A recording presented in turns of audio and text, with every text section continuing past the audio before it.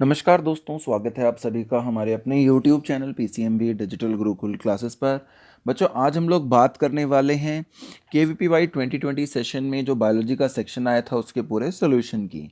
तो देखिए, सबसे पहला जो क्वेश्चन आया था क्वेश्चन नंबर 61, जहां से पार्ट 1 बायोलॉजी का KVPY SX सेक्शन में शुरू होता है। हम पहले उसकी बात कर लेते हैं। तो हम आज KVPY SX SB का जो सेक्शन होगा बायोलॉजी का, उसकी डिस्कशन करेंगे।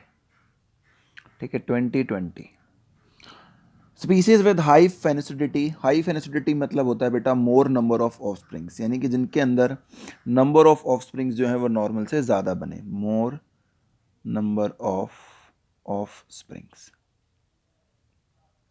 High growth rates and small body size, की ग्रोथ रेट भी अच्छी और बॉडी साइज जो है कंपैरेटिवली छोटा रहे, तो उस तरीके की स्पीसीज जो होगी वो कौन सी होती हैं?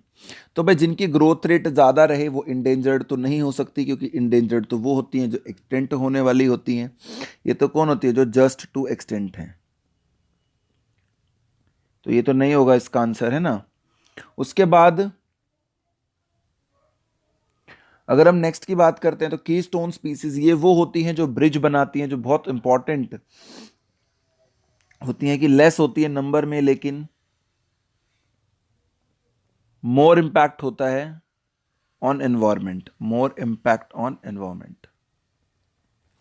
तो भाई ये भी नहीं होंगी, ये भी क्लियर बात है, क्योंकि नंबर ज़्यादा होना चाहिए, हाई ग्रोथ रेट होनी चाहिए। के सिलेक्टेड स्पीसीज और आर सिलेक्टेड स्पीसीज दो बच गई। इसमें से जो आर है वो रिप्रोडक्टिव सिलेक्टिव स्पीसीज होती है, वो यहां पर हमारा आंसर रहता है। जो आर सिलेक्टेड स्पीसीज होती हैं वो यहां पर हमारे को जो है इसमें ज़्यादा क्विक रिप्रोडक्शन मिलती है, हाई ग्रोथ रेट मिलती है, स्मॉल बॉडी साइज मिलती है। ठीक है, ये इसका आंसर होगा। के मतलब तो कांस्टेंट सी हो जाती है, के तो कांस्टेंट के लिए यूज किया जाता है हमेशा से ही। सेकंड क्वेश्चन अगर हम इसमें देखें तो इसका आंसर तो बेटा डी हो गया। सेकंड क्वेश्चन था विच व्हेन आरएनएज एंजाइम, की जब आरएनएज एंजाइम को आप ऐड करते हैं या डीनेचर करते हैं by adding urea CH2CONH2, which one of the following combinations of bonds, कौन से बॉन्ड टूटेंगे? तो आपको मालूम होना चाहिए कि टर्शियरी स्ट्रक्चर में कौन से बॉन्ड्स होते हैं। तो टर्शियरी स्ट्रक्चर क्या होता है? प्रोटीन का। या प्राइमरी? तो प्राइमरी स्ट्रक्चर क्या होता है? प्रोटीन का, जिसमें सीक्वेंस होता है अमीनो एसिड्स का, कि एक अमीनो एसिड से दूसरा अमीनो एसिड जुड़ा हुआ है, बस, है ना। तो उसमें कौन से बॉन्ड्स होते हैं? उसके अंदर हमारे पेप्टाइड बॉन्ड्स होते हैं, कोवलेंट बॉन्ड्स होते हैं। कौन से बॉन्ड होते हैं? Peptide bonds. तो भाई वो तो तभी टूटेगा जब आप हाई टेम्परेचर पे उसे हीट करेंगे। ठीक है, या कब टूटेगा? When destroyed, when primary structure is lost, when primary structure is destroyed. तो वो तो यहां पे हो नहीं रहा है। यहां पे तो आप सिर्फ एक कोई केमिकल चीज ऐड करके कुछ बॉन्ड डिसरप्ट करना चाहते हैं। तो वो जो होता है पेप्टाइड बॉन्ड हो गया, जो कि कोवलेंट बॉन्ड का टाइप होता है, या डाइसल्फाइड बॉन्ड्स जो होते हैं वो सिर्फ तभी टूटते हैं, या डाइसल्फाइड, जैसे मान लीजिए कोई अमीनो एसिड है सिस्टाइन जिसमें सल्फाइड बॉन्ड्स होते हैं, वो तभी टूटते हैं। तो पेप्टाइड और सल्फाइड बॉन्ड तो नहीं होंगे। पेप्टाइड हटा दीजिए और सल्फाइड बॉन्ड्स भी हटा दीजिए आप यहां से। पेप्टाइड बॉन्ड वाला ऑप्शन और सल्फाइड बॉन्ड, तो क्या बच गया? सिर्फ एक ऑप्शन बच गया, आयोनिक एंड हाइड्रोजन बॉन्ड्स। तो वही यहां पर डीनेचर होंगे और इसका आंसर हमारा हो जाएगा आंसर नंबर बी। कौन सा आंसर हो जाएगा बेटा? Answer number B. ठीक है, अगला क्वेश्चन हम देखते हैं। अगला क्वेश्चन क्या है? The function of aposematic colouration.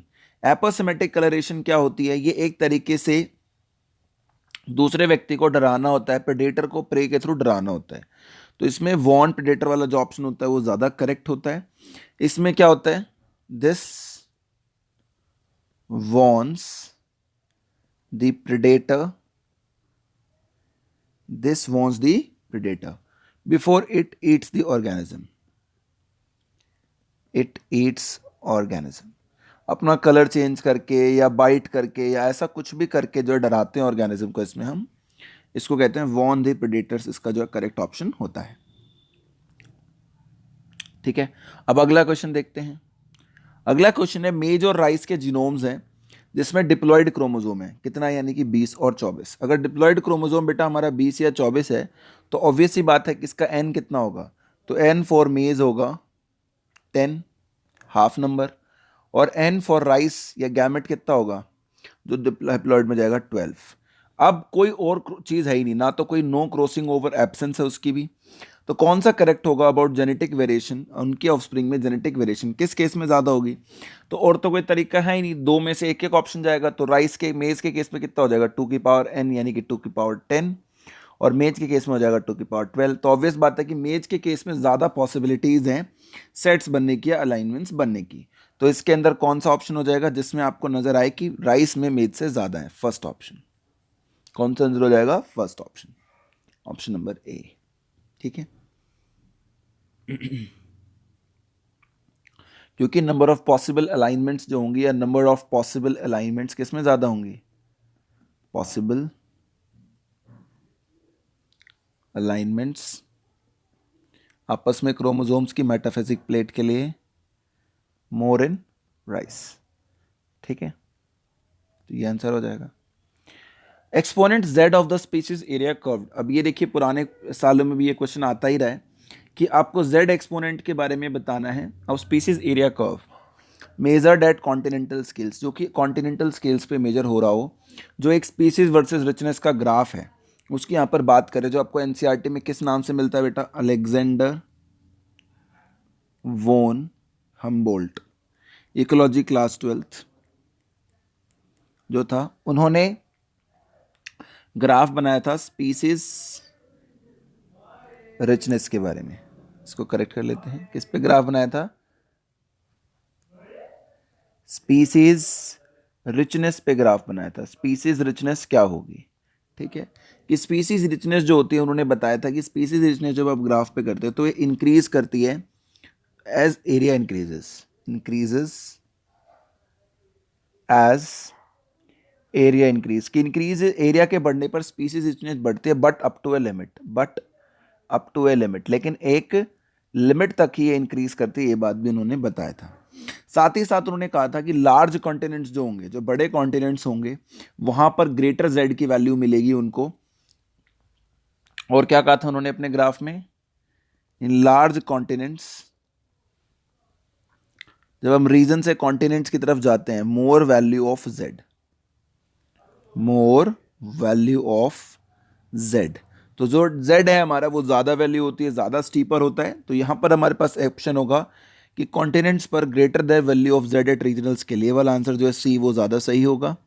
Smaller than value, equal to value और अनरिलेटेड, ये गलत ऑप्शन होंगे। ठीक है, प्रीवियस ईयर के बेस पर अगर आपने हमारी प्रीवियस वीडियोज़ देखी होंगी KVPY प्लेलिस्ट के अंदर, जो हमने सॉल्व किया हुआ है दोनों पार्ट्स को, 2019, 18, 17 का भी, तो आपको ये समझ में आ गया होगा बेटा। फिर भी कोई डाउट हो तो आप हमसे ज़रूर पूछ सकते हैं। अब आपको अगला क्वेश्चन बताना था कि पीएच ऑफ एक्वस सॉल्यूशन, कि भाई 10⁻⁸ MnHCl है, इसके सॉल्यूशन का आपको जो है पीएच निकाल कर हमें दिखाना था। तो भाई पहले HCl की बात कर लेते हैं। तो HCl 10⁻⁸ मोलर की अगर हम बात करेंगे तो वो कैसे होगा? देखिए, HCl 10⁻⁸ is equal to H plus में Cl-, दोनों एक्वस होंगे, इसमें तो हमें कोई दिक्कत नहीं, दोनों क्या होंगे? एक्वस होंगे। ठीक बात है। अब इसकी वैल्यू 0 है, इसकी वैल्यू भी 0 है। ठीक है, तो इस तरीके से हमने ये इसको देखा कि 10⁻⁸ HCl की वैल्यू है। अब अगर वाटर की हम इसी में वैल्यू देखते हैं, देखिए वाटर H2O, तो वाटर की क्या होगी? H प्लस OH-, ये भी क्या होगी? एक्वस। ये बात भी सही है। उसके बाद अगर हम इस वैल्यू को देखेंगे ऊपर वाले के हिसाब से, कि एक वैल्यू तो HCl की ये थी, अगर इसको आप डैश कर लेते तो ये वैल्यूज कितनी हो जाती? 10⁻⁸ और 10⁻⁸, इनके मोलर सॉल्यूशन ये आ जाते। तो अब H प्लस की जो वैल्यू होगी वो क्या होगी? अगर आप ऊपर वाले उससे कंपेयर कर रहे हैं, तो यहाँ पर H प्लस की जो वैल्यू होगी वो होगी X प्लस 10⁻⁸, और इसकी वैल्यू होगी H। ये केमिकल इक्विलिब्रियम का सवाल है, आप लोगों ने ज़रूर कभी ना कभी इसको किया होगा। अब जो KW कांस्टेंट की वैल्यू होती है वो कैसे निकलती है? देखिए KW, एक सेकंड भाई, इसको नीचे सॉल्व कर लेते हैं बच्चों। और तो देखो भाई 66 क्वेश्चन कर लेते हैं, है ना? 66 क्वेश्चन हमें करना था। तो क्या होगा 66 क्वेश्चन में? उसने आपको क्या दिया हुआ है? अगर इसको हम शुरू से देखें तो भाई कि HCl दिया हुआ है, एक स्ट्रॉन्ग एसिड है जो कि, ठीक है, एसिड का पीएच हमेशा किससे होगा, बिलो 7 तो होगा या मैक्स 7 तक होगा, ठीक है। कंसंट्रेशन ऑफ HCl हमें दी हुई है, कितनी दी हुई है HCl की कंसंट्रेशन, 10⁻⁻8 मोलर्स।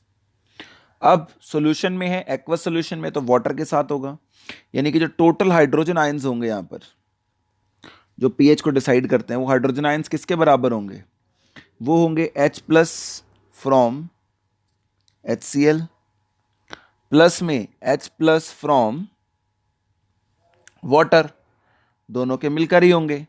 तो इन दोनों के निकालने हैं। अब HCl जो एक स्ट्रॉन्ग एसिड तो है ही, HCl क्या होता है, कंप्लीटली आयोनाइज हो जाता है, completely ionises as it is a strong acid, as it is a strong acid, क्योंकि यह क्या एक संपूर्ण या स्ट्रॉन्ग एसिड है। तो क्या हो जाएगा, यानी कि H प्लस HCl जो कि 1 होगा, H की वैल्यू तो यहाँ पर क्योंकि कंप्लीटली आयोनाइज हो गया, और इनटू में HCl की वैल्यू आप जानती हो 10⁻⁻8 होगा, ठीक है। और एक चीज़ क्या होगी कि जो हाइड्रोजन आयंस हैं जो कि बने from ionisation, ionisation is equal to OH minus from water, तभी न्यूट्रलाइज होगी रिएक्शन फ्रॉम वाटर। और इसकी वैल्यू आपने मान लीजिए, let us consider it as X। तो ये वाटर की बात आप करेंगे यहाँ पे, HCl वाली तो हो गई क्लियर, उसकी तो कंसंट्रेशन दे रखी है। अब इसकी आयनाइजेशन वैल्यू आपने H मान ली, यानी बेसिकली H प्लस जो वाटर से आएगा या OH माइनस से जो वाटर से आएगा उसकी वैल्यू कितनी होगी, X। तो टोटल हाइड्रोजन आयंस कितने होंगे, आपने ऊपर लिखा था कि वाटर से आने वाले और HCl से आने वाले, ठीक है। तो टोटल हाइड्रोजन आयंस कितने होंगे, X तो आपने ले लिया किससे, वाटर से, प्लस ऊपर वाली की वैल्यू निकाली थी 1 इंटू 10⁻⁻8। अब ये हो गई मेरी इक्वेशन नंबर 1। क्या हो गई है, फर्स्ट इक्वेशन आ गई मेरी। अब मुझे क्या निकालना था, बट वी नो, हमें एक बात पता है, क्या बात पता है भाई हमें, कि H प्लस और OH माइनस की जो H प्लस और जो OH माइनस की कंसंट्रेशन होती है वो कितनी होती है, अगर इसको हम मल्टीप्लिकेशन फॉर्म में देख रहे हैं तो। अच्छा, इसको थोड़ा वो डब्बा चेंज कर देते हैं यार इसका, H प्लस और OH माइनस अगर हम इसको देखते हैं तो ये वैल्यू होती है 1 टू 10⁻⁻14। ये बात हमें ऑलरेडी पता है। अब इसमें हमें वैल्यू पुट कर देनी है हाइड्रोजन आयंस की जगह पे। हाइड्रोजन आयंस की वैल्यू कितनी है, 1.10⁻8 प्लस X, यही इक्वेशन 1 थी। उसके बाद OH माइनस आयन की वैल्यू आपने X के बराबर ली थी। अच्छा, ये वाला X लिख देते हैं यहाँ पे भी, आसान रहेगा हमारे लिए उससे, कि ये तो X है ही और OH माइनस आयन की वैल्यू X आ गई, इसकी जगह ये पुट कर दिया, इज इक्वल टू 1 इंटू 10⁻⁻14। तो अब इस इक्वेशन में से X आप आराम से निकाल सकते हैं। जब इसको आप सॉल्व करेंगे मैथमेटिकली तो आपको X की वैल्यू आएगी 9.5 इंटू 10⁻8, ठीक है। अब टोटल हाइड्रोजन आयन कंसेंट्रेशन आप निकाल लेंगे। टोटल हाइड्रोजन आयंस कितने होंगे, 1.2 इंटू 10⁻⁸, ये तो एक वैल्यू है। इसको आप प्लस करेंगे, जो नई वैल्यू आई 9.5 इंटू 10⁻8 से, और ये वैल्यू जो है आपकी निकल के आएगी 1.05 इंटू 10⁻7। अब कंसिडर एन इक्वेशन, अब एक इक्वेशन लगा लेते हैं। कंसिडर एन इक्वेशन, क्या इक्वेशन होगी, pH is equal to minus log H plus. अब H प्लस आयन की कंसेंट्रेशन आपके पास थी, तो pH is equal to minus log bracket 1.05 into 10⁻7। जब अभी किस इक्वेशन को सॉल्व करते हैं तो ये आती है pH इज इक्वल टू 6.98। क्या आती है, 6.98। अब देखते हैं हमारे 66 क्वेश्चन के हिसाब से इसका क्या आंसर होगा। तो देखो भाई, अगर हम 66 क्वेश्चन के हिसाब से इसको देखेंगे तो ये हमारे पास आंसर बचेगा 6.98 है, तो सेकंड ऑप्शन, कौन सा ऑप्शन बचेगा, सेकंड। तो इसका आंसर क्या हो जाएगा बेटा, सेकंड। इसका जो है इस क्वेश्चन का आंसर क्या कंसिडर किया जाएगा, ऑप्शन नंबर 2। अब अगला क्वेश्चन देखिए, which one of the following can not cause eutrophication of lakes. Eutrophication मतलब क्या होता है? नेचुरल एजिंग ऑफ लेक्स, कि एक तरीके से लेक एज्ड अप हो जाए, उसमें टेम्परेचर का वार्मथ हो जाए, तो नेचुरल एजिंग, या बेसिकली हम कहें एजिंग ऑफ लेक। क्योंकि कभी कभी यूट्रोफिकेशन भी हो सकता है कि उसमें जीव जंतु कम हो जाएं और बाकी मिनरल्स ज़्यादा हो जाएं। तो इसमें क्या होगा? देखिए, फर्टिलाइजर्स ऐड करने से तो होता है, ये तो हम जानते हैं। नेचुरल एजिंग ऑफ लेक को तो कहते ही हैं। डिस्चार्ज ऑफ इंडस्ट्रियल वेस्ट से भी होता है। तो आंसर तो आसान था मार्क करना कि इसका आंसर क्या होगा? 1। लेकिन सोचना ये था कि 1 क्यों होगा, वो हमें सोचना पड़ सकता था। बाकी अपने पास कोई भी इसमें ऑप्शन नहीं था कि आंसर नहीं होगा। तो यहाँ पर ध्यान रखना कि इन्वेसिव फ्लोटिंग प्लांट ऊपर आप कर रहे हो तो उसका मिनरल कोई बहुत ज़्यादा नीचे डिपॉजिट नहीं हो रहा है, उससे आपको जो बॉटम पाइलअप है सॉइल का वो नहीं होगा डेट्रिटस वगैरह से, तो ये उसका कारण नहीं होगा कभी भी। विच one of the following transcribes 5s RNA। अब इसमें ध्यान रखिएगा कि RNA पॉलीमरेज जो होता है, क्या ध्यान रखिएगा? एक सिंपल सी लाइन ध्यान रखिएगा कि RNA polymerase 1 transcribes all type of 5s rRNA of rRNA except 5s, except 5s। तो 5s वाला किससे होता है बेटा? 5s वाला होता है पॉल 3 से, ऑप्शन नंबर बी। ठीक है। Which of the following statement about renin is correct. अब ये क्वेश्चन बहुत आसान था लेकिन फिर भी बहुत सारे बच्चे कंफ्यूज हुए। क्यों? क्योंकि जो रेनिन है वो यहाँ पर मिल्क डाइजेशन वाला है, लोग इसको कई बार गड़बड़ कर जाते हैं। डबल एन जो होता है वो मिल्क डाइजेशन वाला होता है और सिंगल एन वाला होता है renin angiotensin system excretory system वाला। तो यहाँ पे जो मिल्क डाइजेशन के लिए पूछा गया है सिंपल सा, तो इसमें ऑब्वियस बात है एड्रिनल ग्लैंड का कोई लेना देना नहीं होगा। एंजियोटेंसिनोजन टू एंजियोटेंसिनोजन भी नहीं होगा, तो रास सिस्टम होता है रेनिन एंजियोटेंसिनोजन एल्डोस्टेरोन सिस्टम, और ये हार्मोन भी नहीं है।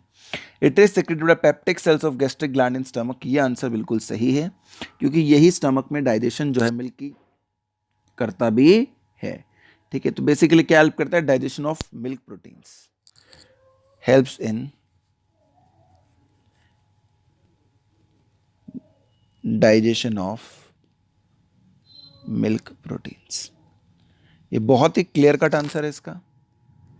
अगला क्वेश्चन देखिए, which one goes from brightly light to dim area. कि जब हम ब्राइट लाइट से डिम एरिया में जाते हैं, आवर आइज एडजस्ट स्लोली, तो हमारी आंखें जो होती हैं वो बहुत ही स्लोली एडजस्ट करती हैं। There be regaining the clarity of vision, और हमारे को दोबारा क्लैरिटी आती है विजन की। तो कौन सी चीज़ है जो इस प्रोसेस को एक्सप्लेन करती है? तो ध्यान रखिएगा बेटा, जब ब्राइट से आप लाइट से आप डिम में गए, यानी कि रॉड सेल्स जो आपके रीजनरेट हो पाएंगे तभी आपको दिख पाएगा, क्योंकि रॉड सेल्स ही नाइट विजन करते हैं। तो यहाँ पर आंसर होगा regeneration of rhodopsin in the rod sales. अब देखिए, इसके अलावा ब्लीचिंग ऑफ रोडोप्सिन क्या होता है? तो जो ब्लीचिंग ऑफ रोडोप्सिन होता है ये होता है happens in rod cells in light area, rod cells in light area. ठीक है। इसके अलावा जो अपने पास ऑप्शंस हैं, कंस्ट्रिक्शन ऑफ पीपल क्या होगा? तो भाई ये तो सिंपैथेटिक नर्वस सिस्टम से होगा। Increase in number of rod cells ही नहीं, ऐसा कुछ भी नहीं होगा। In sympathetic nervous system. ठीक है। अलग ये हो सकता है कि डार्कनेस में ये चीज आ जाए, लेकिन क्लैरिटी ऑफ विजन में कोई लेना देना नहीं है। देखने के लिए दो ही सेल्स होते हैं, रॉड्स एंड कॉन्स। तो इसका आंसर क्या है बेटा? ए। एक डिप्लॉयड पॉपुलेशन है हार्डी वेनबर्ग इक्वेशन की, और उसमें आपको कहा गया एक लोकस कंसिडर करना है 2 एलील्स के साथ, उसकी फ्रीक्वेंसी आपको पी और क्यू दी गई है। हेटेरोजाइगोसिटी कब मैक्सिमम होगी? पी और क्यू की वैल्यू आप ले लीजिए। तो सिंपल सी बात है, एक टेबल बना लेते हैं, साफ साफ इसी में इक्वेशन सॉल्व कर लेते हैं कि भाई मान लीजिए आपके पास 4 ऑप्शंस हैं जो इस इक्वेशन में आपको दिए गए हैं, है ना, A B C and D.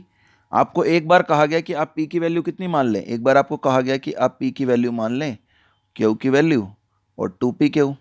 सही बात है कि पी की वैल्यू है 0.25, क्यू की वैल्यू है 0.75। तो 2p क्या होगा? 2 मल्टीप्लाइड बाई 0.25 इंटू 0.75, ये कितना आ जाता है? 0.375। कैसे निकाला?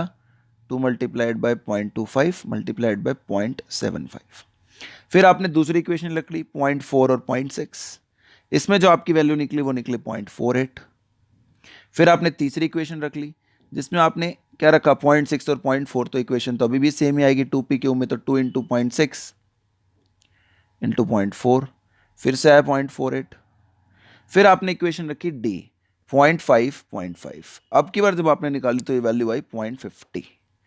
ठीक है, और ये इन चारों में से जो ऊपर इक्वेशंस हैं ये मैक्स है, तो यही सबसे ज़्यादा आंसर होगा, आंसर नंबर डी. ठीक है, अगला क्वेश्चन देखते हैं. तो हेटेरोजाइगोसिटी मैक्सिमम कब होगी? डी ऑप्शन में. एक एंजाइम है जिसकी ऑप्टिकल एक्टिविटी है एट pH 2, यानी कि एसिडिक एंजाइम होना चाहिए, और 37 डिग्री सेल्सियस, तो वो क्या होगा? तो अब देखिए, जो लाइसोजाइम होता है इसका ऑप्टिमम pH कितना होता है? इसका ऑप्टिमम pH होता है 7. तो ये तो गलत बात हो गई. ट्रिप्सिन फ्रॉम कैटल, ट्रिप्सिन भी इंटेस्टाइन का एंजाइम होता है बेसिकली, जिसका pH बेसिक होता है, इसका भी ऑप्टिमम pH होता है 7.8. ये भी गलत हो गया. DNA polymerase from thermos aquaticus, अब ये तो बहुत हाई उस पर काम करता है, वेरी हाई टेम्परेचर 90 या 100 डिग्री पे, तो ये भी गलत हो गया. ठीक है, बायोटेक का क्वेश्चन है. बचा एक ही, पेप्सिन फ्रॉम ह्यूमंस, बिल्कुल सही बात है, ये स्टमक में होता है और वहाँ पे pH 2 के आसपास ही रहता है, और टेम्परेचर हमारी बॉडी में रहता है इतना, तो इसका आंसर हो जाएगा D. While adjusting to varying environmental temperatures, जब आपको अलग अलग इन्वायरमेंटल टेम्परेचर्स पर एडजस्ट करना था, प्लांट्स ने अपने बॉडी में क्या इनकॉर्पोरेट किया होगा? तो भाई देखो, प्लाज्मा मेम्ब्रेन का एक फीचर क्या होता है? हम सब जानते हैं कि प्लाज्मा मेम्ब्रेन का फीचर होता है फ्लूइडिटी. क्या फीचर होता है बेटा? फ्लूइडिटी, यानी कि एबिलिटी टू फ्लो. इसी वजह से इसके मॉडल को क्या कहते हैं, हमें याद होगा, इसके मॉडल को कहा जाता है फ्लूइड मोज़ैक मॉडल. करेक्ट. अब भाई अगर फ्लूइड मोज़ैक मॉडल की हमें बात करेंगे तो हमें समझ में भी आनी चाहिए चीज़, फिर कि फ्लूइडिटी हो गई या फ्लूइड मोज़ैक मॉडल हो गया, कि फ्लूइडिटी बनी रहे वैसा ही हम काम करेंगे. तो उस वजह से क्या होता है, कोल्ड हो या हॉट हो में मेंटेन करना है. तो इसके कारण से जब कोल्ड इन्वायरमेंट होता है जो कि मेम्ब्रेन को कंप्रेस करने की कोशिश करता है, तो हम सैचुरेटेड फैटी एसिड्स लेकर आते हैं जिनके अंदर जल्दी से ब्रेक डाउन होकर वो अपनी फ्लूइडिटी को मेंटेन कर लें. तो more unsaturated fatty acid, cold environment जो होगा जिसमें कंप्रेस होंगे हमारी मेम्ब्रेन्स, जिसके अंदर बहुत सारी सैचुरेटेड फैटी एसिड्स हैं, तो उसमें वो लेस फ्लूइड हो जाएगा. तो इसलिए कोल्ड इन्वायरमेंट में हम क्या करेंगे? अनसैचुरेटेड फैटी एसिड्स लाएंगे. जबकि वार्म इन्वायरमेंट में जो होगा वो इसके अपोजिट होगा, तो वहां पर क्या करेंगे? हम सैचुरेटेड फैटी एसिड्स लेकर आएंगे इन हॉट एनवायरनमेंट. तो बेसिकली हमारा मेन पर्पस होगा to maintain membrane fluidity.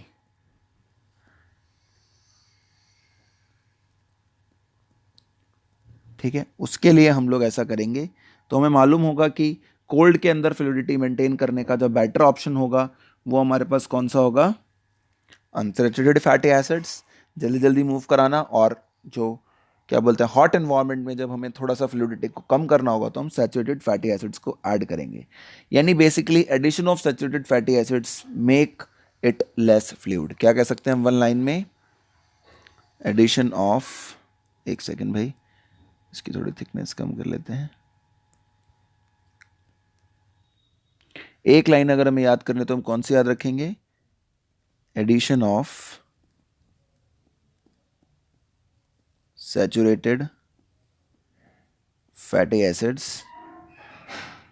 make plasma membrane less fluid. ठीक है, तो ऑब्वियस है कोल्ड में वो जकड़ रहा होगा तो सैचुरेटेड की जगह अनसैचुरेटेड, और हॉट में ज़्यादा फैल रहा होगा तो सैचुरेटेड ऐड किया जाएगा. तो इसका आंसर क्या है? बी. इनमें से कौन सा टर्म ह्यूमन वर्टेब्रा के लिए यूज नहीं किया जाएगा? Lumbar, sacral, thoracic and tarsal. तो हम सब जानते हैं बेटा इसका आंसर क्या होगा? टार्सल, क्योंकि बाकी सब तो हमारे में वर्टेब्रास होते हैं. टार्सल और मेटाटार्सल जो हैं वो एंकल बोन्स होती हैं, वर्टेब्रल नहीं. तो इसका आंसर क्या होगा? डी. उसके बाद देखिए 75वां क्वेश्चन. एक पॉपुलेशन आप अज्यूम कीजिए और सोचिए कि उसमें हर्ड इम्यूनिटी आ गई, जैसे अभी कोरोना की बात चल रही है. अगर उसमें अब एक इन्फेक्टेड इंडिविजुअल आएगा तो क्या होगा? हम जानते हैं हर्ड इम्यूनिटी अचीव करने के बाद चांस ऑफ स्प्रेडिंग इन्फेक्शन कम हो जाते हैं. तो इन्फेक्शन विल स्प्रेड एक्सपोनेंशियली, जी नहीं. विल स्प्रेड लीनियरली, जी नहीं. Few individuals may get infected but will not spread, ये बात सही है. नो अदर इंडिविजुअल, ये बात भी गलत है. तो इसमें आंसर क्या होगा हमारा? सी. मैच करें कॉलम्स को, तो कॉन्ड्रोब्लास्ट तो बेटा कार्टिलेज फॉर्मिंग सेल्स होते हैं, ऑस्टियोक्लास्ट बोन फॉर्मिंग सेल्स होते हैं, माइक्रोग्लिया ब्रेन में होते हैं फैगोसाइटोस करने के लिए, और न्यूमोसाइट लंग्स में. और अगर हम इन सब ऑप्शंस को मैच करेंगे तो हमारे को एक ही ऑप्शन मिलेगा, ऑप्शन नंबर फर्स्ट, पी का 3, क्या का 1, R का 2 और S का 4। तो इसका आंसर क्या हो गया? A। एक बैक्टीरियल कल्चर है जिसमें 10 सेल से आपने इनोकुलम बनाना शुरू किया, स्टार्ट किया। इनोकुलम मतलब starting. What will the number of cells at 10 cycles of divisions? तो भाई पहले एक का निकाल लेते हैं कि सिंगल होता तो क्या होता, तो एक से दो बनते हैं, तो सिंगल होता तो 2 की पावर क्या होती है? 10। और टोटल कितने हैं? 10, तो मल्टीप्लाई कर देंगे 10 से, तो वैल्यू आ जाएगी 1024 मल्टीप्लाइड बाय 10, ये वैल्यू आ जाएगी 10240। तो इसका आंसर हो जाएगा डी बेटा। एक आपको ट्रेट दिखाया गया है। अच्छा, ये क्वेश्चन नंबर इसमें 77 हो गया, ये 78 क्वेश्चन है सीक्वेंस में क्वेश्चंस। तो एक ट्रेड दिखाया गया और बताना है कि क्या है। तो आप देखेंगे कि जब भी कोई एक जनरेशन मिस हो जाती है, तो आप देखेंगे भाई जैसे यहाँ पर इसमें ये जनरेशन मिस हो गई, इस जनरेशन में ट्रेट आया ही नहीं, तो वो हमेशा कौन सा ट्रेट होता है? वो रिसेसिव होता है, क्योंकि डोमिनेंट तो करेक्टर हमेशा हर जनरेशन में आता ही है। उसके बाद मेल अफेक्ट है या फीमेल, तो मेल भी अफेक्टेड है और फीमेल भी अफेक्टेड है, दोनों अफेक्टेड है, मेल फीमेल। तो इसका मतलब क्या होगा? ये ऑटोजोमल हो गई, एक्स लिंक्ड नहीं हुई। तो यहाँ पर ऑटोजोमल रिसेसिव जो है ये डिसऑर्डर यहाँ पर अपने को दिखाया गया है।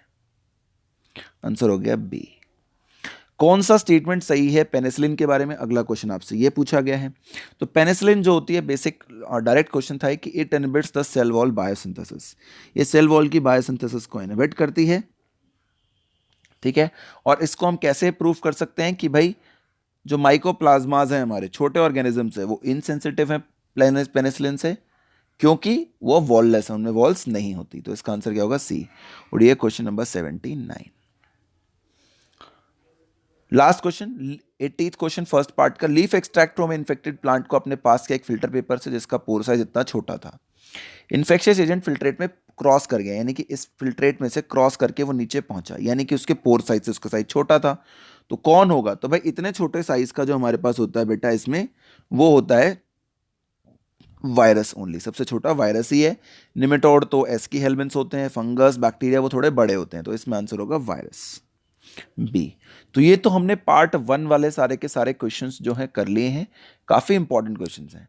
अब हम बात करते हैं पार्ट बी की, कि पार्ट बी के अंदर जो क्वेश्चंस थे वो किस लेवल के पूछे गए थे और उनको कैसे हमें सॉल्व करना चाहिए था।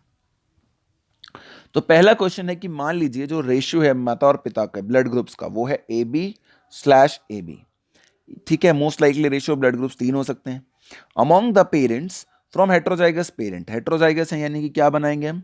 IB हेट्रोजाइगस है तो IB/IO, और IA/IB अगर हेट्रोजाइगस है तो ये हो गया।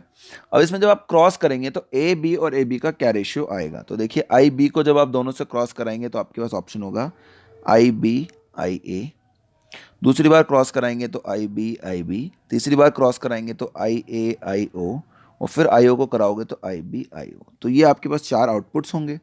इस केस में ब्लड ग्रुप, ये तो जीनोटाइप है, फिनोटाइप क्या आएगा? AB, इस केस में क्या आएगा? B, इस केस में क्या आएगा? A, और इस केस में क्या आएगा? B, ठीक है। तो 4 में से 4 में से AB कितनी बार आया? 1 बार आया, यानी 1/4 यानी 0.25, यानी 0.25 होना चाहिए लास्ट में। तो ये तो कट गया क्योंकि AB लास्ट में दिया है। B कितनी बार आया? 2 बार आया, तो B होना चाहिए 1/2, यानी कि 0.5 या 2/4 बेसिकली, या 1/2, तो 0.5 होना चाहिए। तो ये 0.5 आ गया भाई हमारा इसमें नहीं आया, ये भी कट गया। C भी चेक कर लो फिर भी, बाकी तो सही होगा ही कि A एक ही बचा तो वो भी 0.25 होगा। तो इसका आंसर क्या होगा? C, है ना। 4 में से एक एक निकाल के। अब इसमें देखिए आपको कॉलम्स मैच करने थे कि कौन सा कॉलम किसके साथ फिट बैठता है। तो आप कैसे मैच करते? देखिए सिंपल सा क्वेश्चन था कि जो राइस होता है, राइस किसके साथ मैच करेगा अगर मैं इसमें से सोच रहा हूं तो ध्यान रखिएगा राइस जो होता है वो एक C3 प्लांट होता है, तो भाई C4 तो होता नहीं है, तो ये दो तो वैसे ही कट गए। C3 होता है, मीजोफिल होता है, डे वाला होता है। पाइनएप्पल CAM प्लांट होता है, मीजोफिल, देखिए राइस इसका मतलब क्या हो गया? C3, मीजोफिल और डे। उसके बाद आपसे पूछा गया पाइनएप्पल कैम होता है, मीजोफिल होता है, नाइट होता है। बिल्कुल सही बात है, दोनों में सही है ये बात भी। तो पाइनएप्पल भी सही है कि कैम होता है, मीजोफिल होता है, और डे ही होता है, सॉरी नाइट होता है। क्या होता है? नाइट होता है। ये बात भी सही हो गई। इसके बाद क्या बच गया? इसके बाद बच गया हमारा शुगर केन। अब जो शुगर केन होता है वो C4 होता है लेकिन बंडल शीत होता है। शुगर केन कैसा होता है? C4 लेकिन बंडल शीत। वो ऑप्शन हमारा इसमें था, नीचे वाले में नहीं था, इसलिए इसका आंसर हो जाएगा 1A। आपको एक बैक्टीरियोफेज दिया गया अगले क्वेश्चन में और कहा गया कि बैक्टीरियोफेज के पास T2 पार्टिकल्स हैं। हेड जो है वो double standard B form of DNA है जिसका मॉलिकुलर वेट इतना है। एज्यूम करें कि हेड जो है T2 फेज बैक्टीरियोफेज पार्टिकल का जो वायरस को ईट करते हैं वो इतना है length, and average molecular weight जो है वो इतना है डेल्टन्स में। तो लेंथ ऑफ T2 जीनोम जो होगा वो किस रेंज में होगा ये आपसे पूछा गया। तो टोटल वेट आपको दिया गया है, टोटल वेट आपको दिया गया है ना, क्या दिया गया टोटल वेट, इसको छोटा कर लेते हैं थोड़ा सा। आपको टोटल वेट दिया गया है, कितना दिया गया total weight, 1.2 into the 10⁸ Dalton's.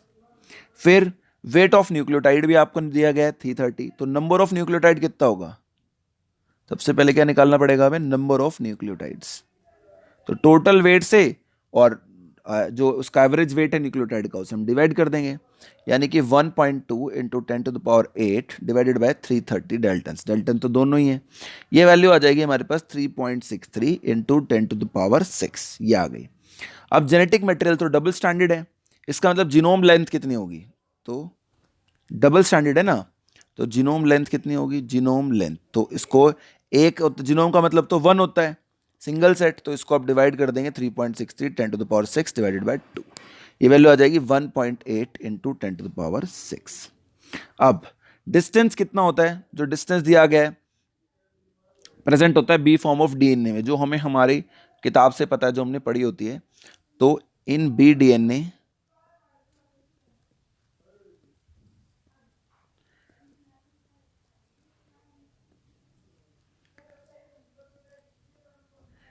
Distance between two nucleotides कितना होता है, 0.34 नैनोमीटर, ये आपको चैप्टर 4 आपने पढ़ा होगा मॉलिक्यूलर बेसिस, तो आपको पता होगा।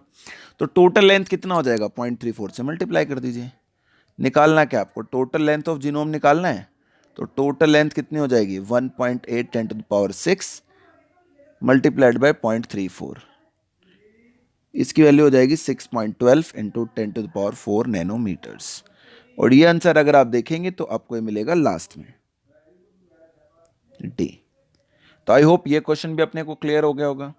अब देखिए आपको एक ग्राफ दिया गया है जहां पर एन जो है वो पॉपुलेशन साइज है, टी टाइम है, तो ये यहाँ पर आकर मर्ज हो गया कि भाई इससे आगे चीज़ नहीं जा सकती। जब आप किसी चीज़ से आगे नहीं जा पाते हैं तो उस चीज़ को हमेशा का क्या कहा जाता है, उस चीज़ को कहा जाता है कैरिंग कैपेसिटी, कि ये यहाँ पर लिमिट हो गया, जो आपका dN/dt पॉपुलेशन साइज था with respect to time in an area, वो यहाँ के लिमिट हो गया। तो इसको हम क्या कहते हैं बेटा, हमेशा कैरिंग कैपेसिटी कहते हैं, यानी कि पॉपुलेशन डेंसिटी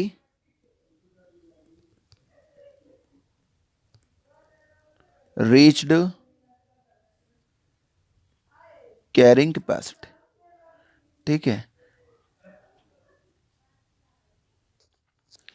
ठीक है बेटा, अब अगला क्वेश्चन देखिए, मैच द फॉलोइंग आपको कॉलम्स करने हैं, तो खैर आसान क्वेश्चन था, इसमें इतना टाइम नहीं लगना चाहिए था हमें कभी भी। कि जैसे हम जानते हैं क्रैब साइकिल का एक बाय प्रोडक्ट बनता है रास्ते में जिसको हम बोलते हैं सक्सिनेट, तो भाई ये हो गया। ग्लाइकोलाइसिस में बनता है डाइड्रोक्सी एसीटोन फॉस्फेट जो कि इंटरमीडिएट प्रोडक्ट है, ये दोनों इंटरमीडिएट प्रोडक्ट हैं। इलेक्ट्रॉन ट्रांसपोर्ट चेन की अगर हम बात करते हैं तो उसमें साइटोक्रोम सी होता है जो कि एक तरीके का क्या होता है, इलेक्ट्रॉन कैरियर,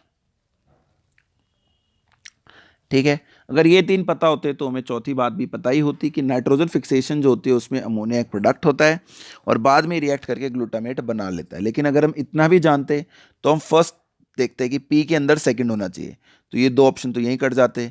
क्यू के अंदर फर्स्ट, आर के अंदर 3, एस में 4 या 5 एक चीज़ होनी चाहिए थी जो ग्लूटामेट होता है। तो ये अच्छा क्वेश्चन था, इसका आंसर होना चाहिए था ए, ठीक है। ये आप अपने एनसीईआरटी के अंदर अगर देखेंगे तो आप समझ जाएंगे कि आपके एनसीईआरटी में एक रिएक्शन होगी कि अल्फा कीटो ग्लूटारिक एसिड जो है जब वो रिएक्ट करता है प्लस अमोनियम आयंस यानी कि अमोनिया के साथ जो नाइट्रोजन फिक्सेशन से बनती है प्लस NADPH, तो ये फॉर्म होता है into glutamate plus water plus NADP, ठीक है। तो यहां पर हमारा आंसर हो जाएगा सीधा सीधा फर्स्ट। एंजाइम होता है glutamate dehydrogenase. By comparing meiosis and mitosis, आपको मियोसिस माइटोसिस को कंपेयर करना है और बताना है कि क्या करेक्ट होगा। तो माइटोटिक एनाफेज या मियोटिक एनाफेज 1 वो तो माइटोसिस जैसे ही होती है, उसमें अपने को कोई दिक्कत नहीं, बराबर होगा। लेकिन मियोसिस 1 का कंटेंट मियोसिस 2 से ज़्यादा होगा क्योंकि मियोसिस 2 में क्या हो जाता है, क्रोमैटिड स्प्लिट हो जाता है। क्रोमैटिड क्या हो जाता है, स्प्लिट हो जाता है, यानी कि दो हिस्सों में जो अपना जो कॉन्सेप्ट होता है वो दो हिस्सों में चला जाता है। ठीक है। मियोसिस, माइटोसिस में और मियोसिस 1 में कोई बहुत ज़्यादा फर्क नहीं होता, लेकिन मियोटिक 1 का कंटेंट जो होता है मियोटिक 2 से ज़्यादा होता है। मियोटिक 2 में जो रह जाता है 1N 1C रह जाता है, जबकि मियोसिस 1 में 1N 2C होता है। ठीक है, ये आपने को ध्यान रखना होता है, इंपॉर्टेंट होता है हमारे लिए कि कौन किसके बराबर होगा। ठीक है, तो दोनों का बराबर होगा और हमेशा उसका ज्यादा होगा किससे, दूसरे वाले से। तो इसका आंसर हो जाएगा बी, सॉरी, इसका आंसर हो जाएगा ऑप्शन नंबर बी, करेक्ट। अब देखिए इसके बाद क्या होगा।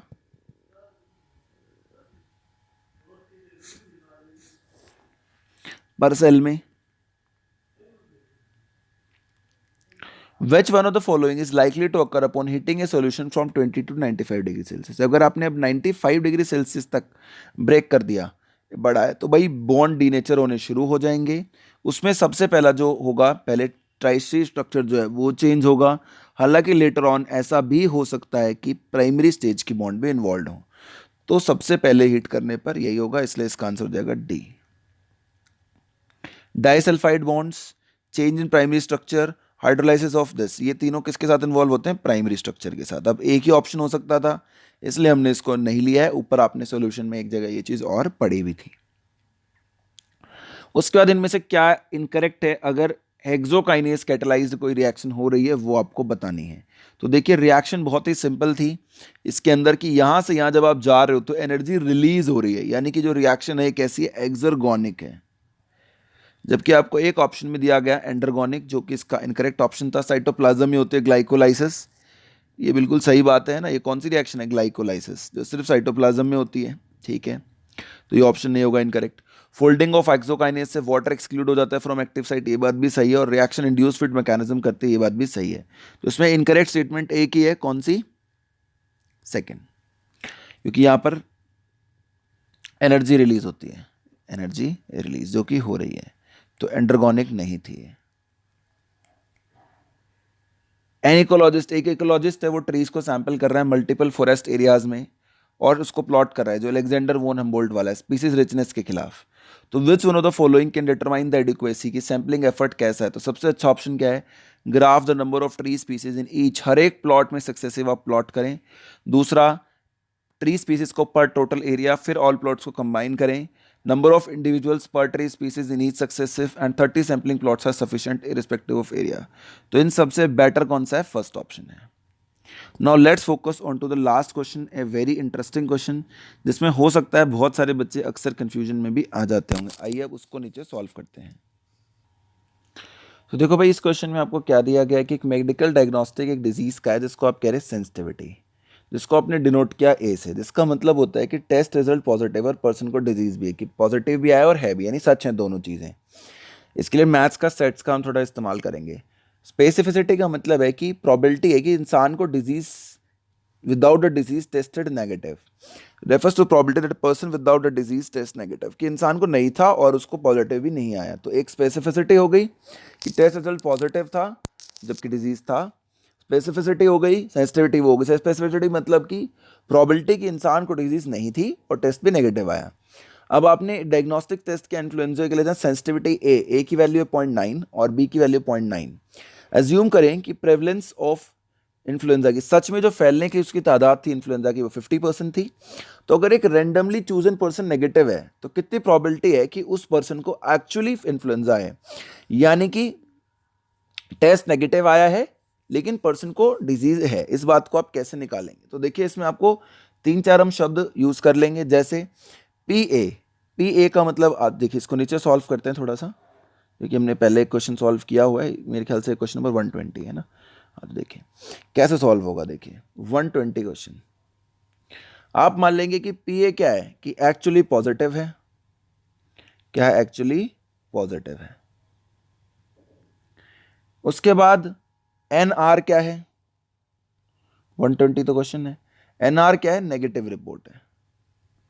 ठीक है, और पी ए बार जिसको हम कहते हैं पी ए नॉट, वो क्या है, एक्चुअली में नेगेटिव रिपोर्ट है। कि 3 कंडीशंस है। अब आपको ऐसा बताना है कि रिपोर्ट एक्चुअली में नेगेटिव है और पेशेंट को पॉजिटिव है, तो आप कैसे निकालेंगे? तो देखिए इसका एक फॉर्मूलेज होते हैं जो हम लोगों ने कभी ना कभी आज से पहले भी पढ़े ही होंगे कि नेगेटिव रिपोर्ट का क्या फॉर्मूला होता है, पॉजिटिव रिपोर्ट का क्या फॉर्मूला होता है। तो पहले हम उस फॉर्मूले के हिसाब से करके देख लेते हैं। तो भाई कैसे होगा,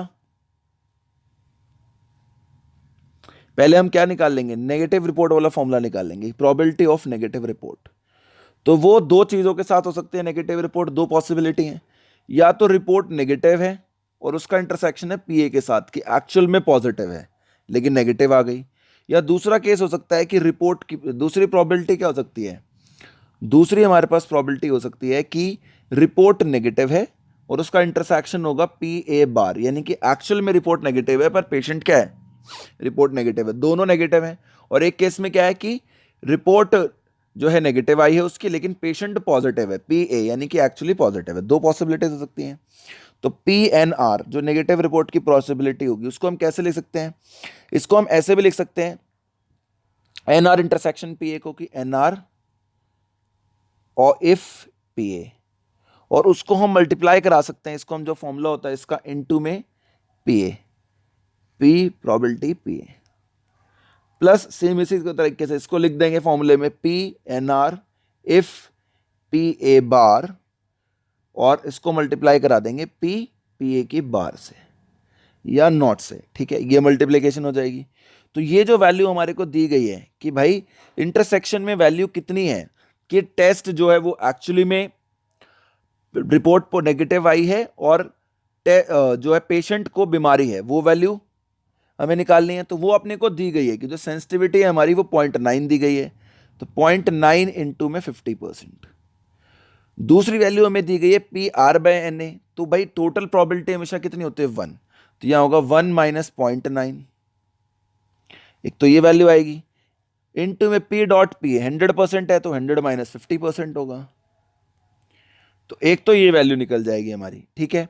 उसके बाद अगर हम इस फॉर्मूले को इसी को आगे हम इसको निकालना चाहें, जो हमें वैल्यू निकालनी है, क्या वैल्यू निकालनी है, हमें क्या निकालना है, हमें ये वैल्यू निकालनी है P probability of P A if N R की रिपोर्ट नेगेटिव है लेकिन इंसान को डिजीज है, ये वैल्यू निकालनी है ना, ये फाइंड आउट करनी है।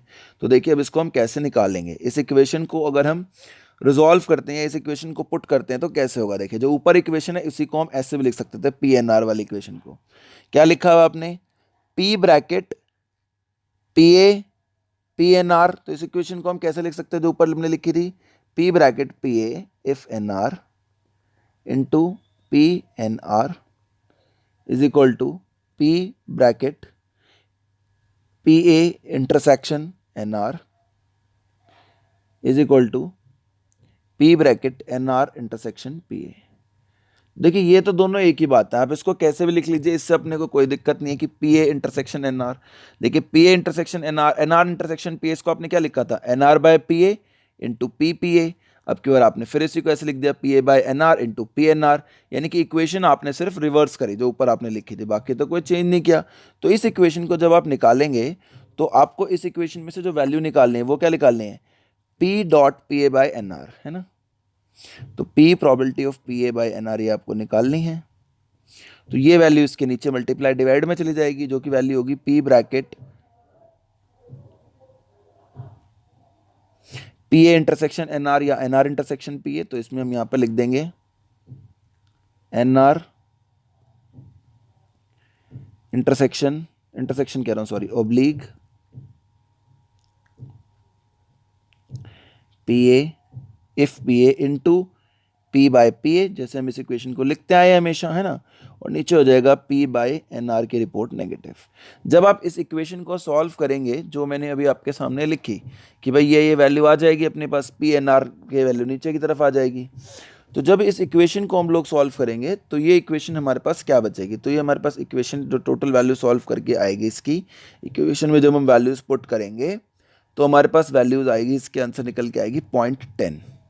जो ऊपर से देखो आपने ये वैल्यू निकाली हुई थी ना, पी एन आर की वैल्यू ऑलरेडी निकाली हुई थी 0.9 इंटू 50% इंटू 1 माइनस 900%। जब आप इस वैल्यू को निकालेंगे यहाँ पर as it is P N R की वैल्यू, जो कि ये भी लिखी जा सकती थी P N R by P A dot P A plus PNRPA into PPA। जो वैल्यू है ऊपर वाली ये कितनी निकली हुई थी, ये वैल्यू अपनी, और PNR/PA की वैल्यूज अगर हम ये देखें तो ये वैल्यूज कितनी है, अगर चलो वैल्यू भी मैं आपको पुट करके दिखा देता हूँ, तो ये वैल्यूज होंगी 10/100 इंटू 50/100। ये तो होगी PPA और PNR/PA की वैल्यू। उसके बाद हमारे पास वैल्यू आ गई PNR की, जो कि वैल्यू होगी जो ऊपर अपनी निकली हुई थी वैल्यू 0.9 इंटू में 50%, 0.9 इंटू में 50%, यानी कि 9/10 भी लिख सकते थे हम इसे। और साथ में वैल्यू होगी प्लस 1 माइनस 0.9,